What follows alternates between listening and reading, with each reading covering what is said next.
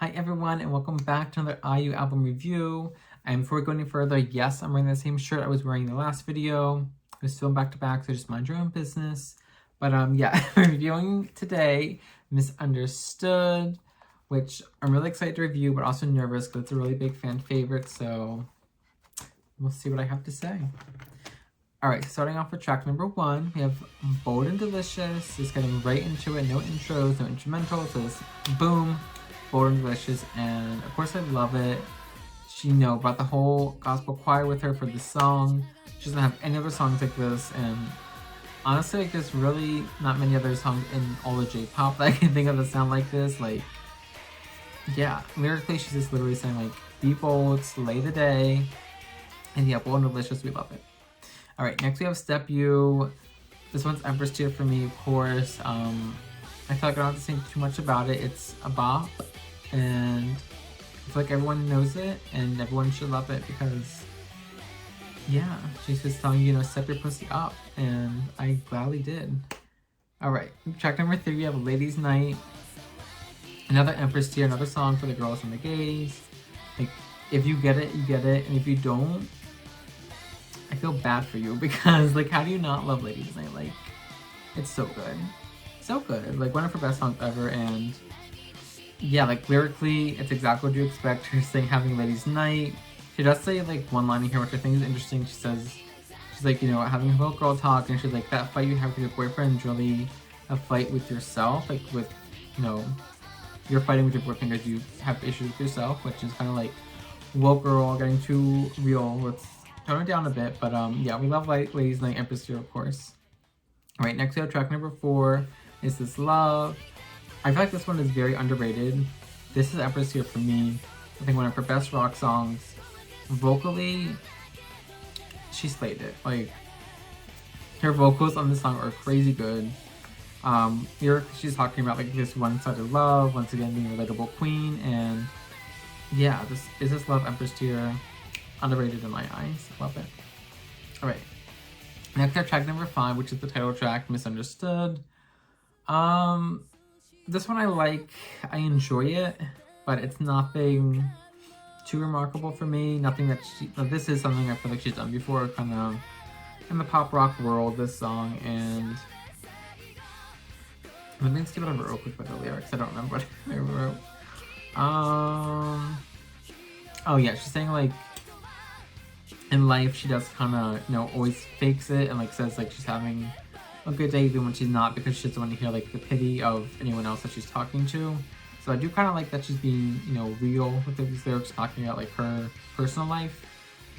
But outside of that, this song is kind of okay for me. Like, I like it, but it's whatever. I could take it or leave it. All right, next we have track number 6, Alterna.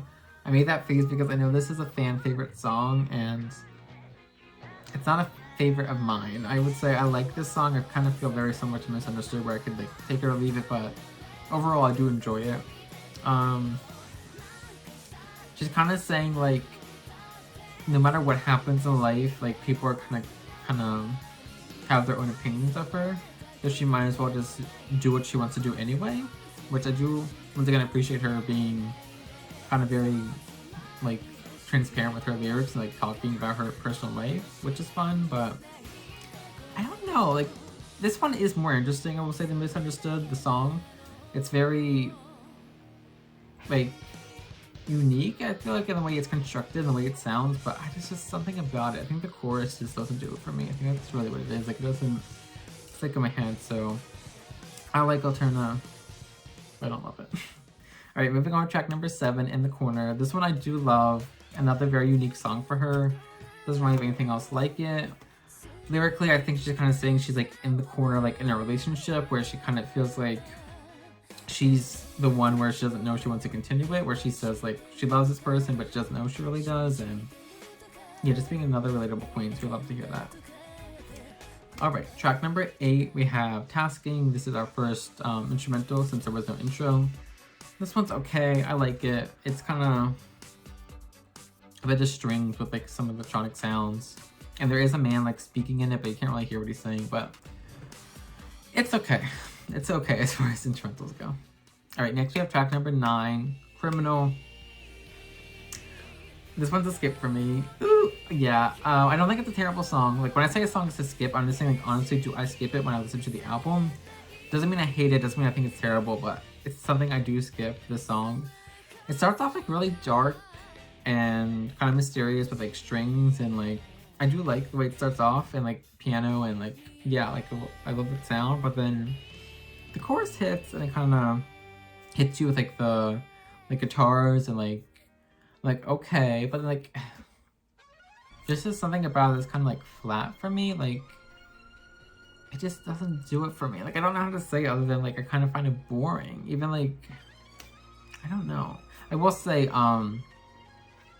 the bridge is like this really cool like violin solo, which is like really interesting for like a more rock song, and that was cool, but that's like the only thing I can really remember from the song, which is not good. So yeah, overall it's a skip for me, but I can understand why some people do love it.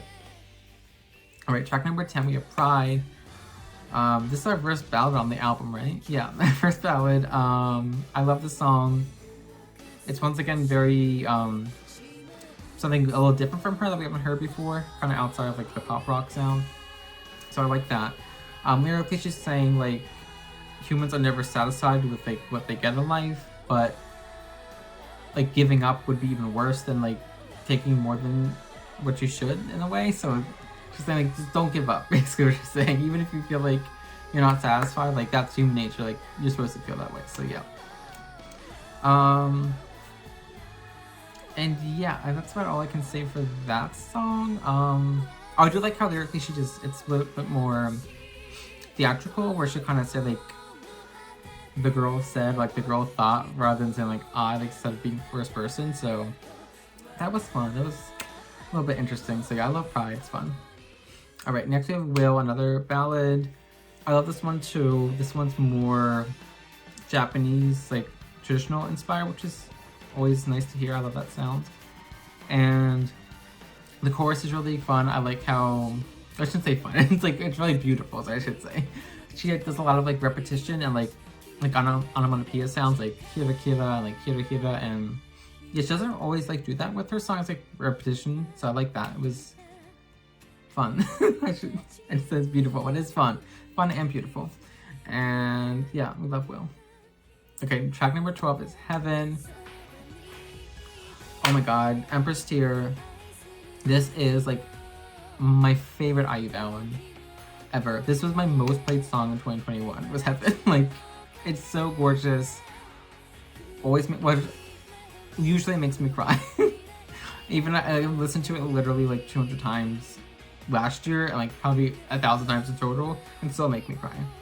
Her vocals are stunning. The way it builds up is like nothing else for me. Like, you have to wait like half the song to get to the chorus, but then you get the chorus and just like life-changing. Like, honestly, lyrically, like the song's called Heaven. She's talking about someone who passed away, and I think especially towards the end of the song, she's kind of like pleading for this person to come back to her, and just like so heartbreaking. And my favorite line is like at the end where she says like, "You will always live in my heart, so I'll never say goodbye," and just so tragic and beautiful, and everything about it should be perfection, heaven, unmatched.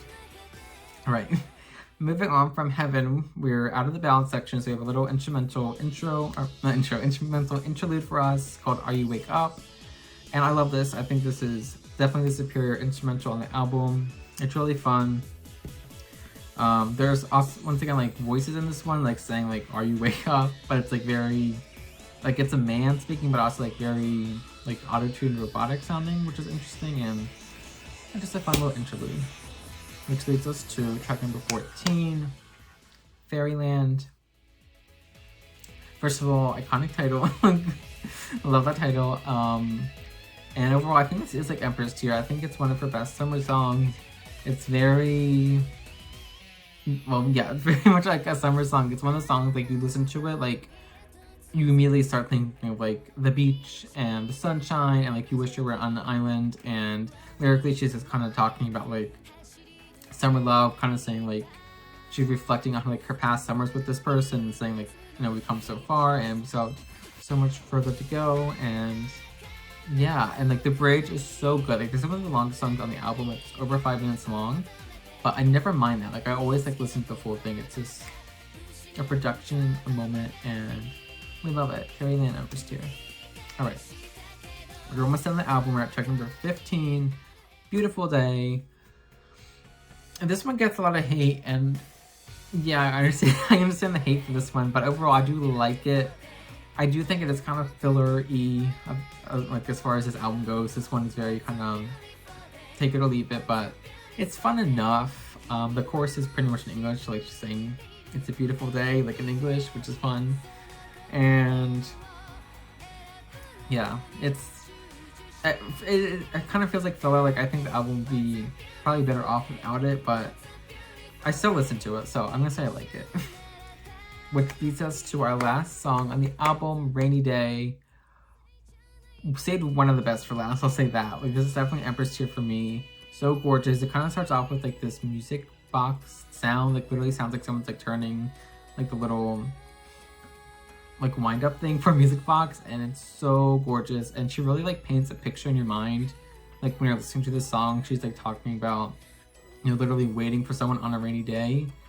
And the lyrics are very much like really like painting that picture for you, and I love it. It's gorgeous. And something about like the music of the song, just like when you hear this song, you're just like taken to another world, which it gets the job. Like that's what a good song should do. And yeah, we'd love to hear it. Rainy Day, Empress tier. And a great way to end the album. So let's talk about my overall thoughts on the album as a whole. So as you can tell, there were some songs I was like, love, like Heaven, like one of my favorite songs ever. Ladies Night, one of my favorite songs ever. And there's other songs I kind of like, okay, she's there. And we even had like a skip on this album, so it's kind of very hit or miss for me. But overall, it's still a great album. I really enjoyed it. And I feel like, especially coming off the heels of My Story, which was such a cohesive work, this one was kind of a little bit disjointed for me, both like lyrically and musically. So I didn't love that, but you also get a bit of more variety, so it's kind of good and bad. And I think the reason for that is because she did work with Geo of Sweet Box. I want to say Sweet Tune, but not in K-pop. Sweet Box, which is like a German, I believe, music group, and he's like the producer of the group. So this was the first time she worked with a producer outside of Japan. So I think that definitely, you know, gave her some songs that we've never heard from her before, like Bold and Delicious and like In the Corner, just totally brand new styles for her, which was, you know, great to hear. And yeah, like I said, some of my all-time favorite songs are on this album, and some of my least favorite songs are on this album. I would say Criminal's the only one on this album that I'm like, she can cut that song. Like, I don't need that song at all. But yeah, with that being said, I'll tell you my top 5 songs and my score. So my favorite song on the album, I have to definitely give it to Heaven. So good, like so gorgeous.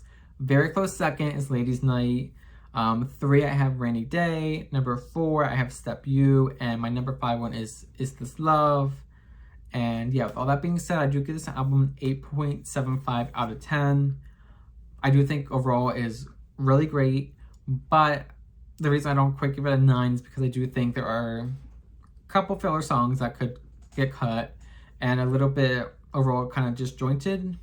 But I do think because of that, it is a great like gateway for IU, this album. So I can understand like why this is a lot of people's favorites or why this is the album to get you into IU. Like, I get it, because overall like, the songs are amazing, but I can't overlook the filler or my personal songs I just don't love. So 8.75, great album.